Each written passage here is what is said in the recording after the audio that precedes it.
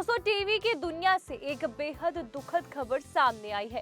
तारक मेहता का उल्टा चश्मा में बाघा का किरदार निभाकर लाखों लोगों का दिल जीतने वाले एक्टर तन्मय विकारिया इस समय जिंदगी के सबसे मुश्किल दौर से गुजर रहे हैं। दरअसल तन्मय विकारिया के पिता गुजराती थिएटर के दिग्गज एक्टर अरविंद विकारिया का निधन हो गया है। उनके निधन की खबर सामने आते ही थिएटर और टीवी इंडस्ट्री में शोक की लहर दौड़ गई। सबसे दुखद बात है कि तन्मय विकारिया ने सिर्फ 8 महीने पहले ही अपनी मां को खोया था और अब पिता के निधन ने उन्हें पूरी तरह से तोड़ कर रख दिया है। एक ही साल के अंदर माता पिता दोनों को खो देना किसी भी इंसान के लिए बेहद दर्दनाक होता है। अरविंद विकारिया सिर्फ तन्मय के पिता ही नहीं बल्कि गुजराती थिएटर की दुनिया का एक बड़ा नाम थे। उन्होंने कई वर्षों तक एक्टर, डायरेक्टर और स्टेज आर्टिस्ट के रूप में काम किया। अपनी कला से लाखों लोगों का दिल जीता। उनकी पहचान एक सम्मानित कलाकार के रूप में थी। थिएटर जगत में उनका नाम बेहद सम्मान के साथ लिया जाता था। उनके साथ काम करने वाले कलाकार आज भी उनके व्यवहार, समर्पण और अभिनय के किस्से याद करते हैं। अरविंद विकारिया ने गुजराती रंगमंच को कई यादगार प्रस्तुति दी। यशोदा और छानू चमकालो, रुपियो नाच नचावे जैसे नाटकों और फिल्मों में उनकी एक्टिंग को आज भी याद किया जाता है।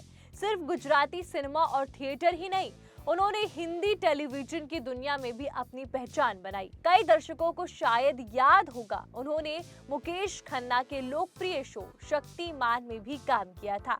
इतना ही नहीं, तारक मेहता का उल्टा चश्मा के फैंस उन्हें शो में निभाए गए उनके छोटे लेकिन यादगार किरदार के लिए जानते हैं। जी हाँ, अरविंद विकारिया अपने बेटे तन्मय विकारिया के पॉपुलर शो में भी नजर आ चुके हैं। उन्होंने एक एपिसोड में जौहरी का किरदार निभाया था। उस एपिसोड में आत्माराम भिड़े आर्थिक तंगी से परेशान होकर अपनी पत्नी माधवी के गहने गिरवी रखने पहुंचे थे। वहीं अरविंद विकारिया जौहरी के रोल में दिखाई दिए थे। दर्शकों को उस समय जानकर काफी खुशी हुई थी कि शो में वो नजर आए और उनका वो रोल देखकर सभी लोग उनके फैन हो गए थे। तन्मय विकारिया हमेशा अपने पिता को अपनी सबसे बड़ी प्रेरणा बताते हैं। एक इंटरव्यू में उन्होंने कहा कि बचपन से अपने पिता को मंच पर एक्टिंग करते देखकर उनके अंदर एक्टिंग का जुनून पैदा हुआ। उन्होंने बताया कि उनके पिता गुजराती थिएटर का जाना माना नाम थे और उन्हें स्टेज पर देखकर ही उन्होंने इस क्षेत्र में करियर बनाने का फैसला किया। कुछ समय पहले ही तन्मय अपनी मां को याद करके भावुक हो गए थे, जिसका वीडियो सोशल मीडिया पे खूब वायरल हुआ था।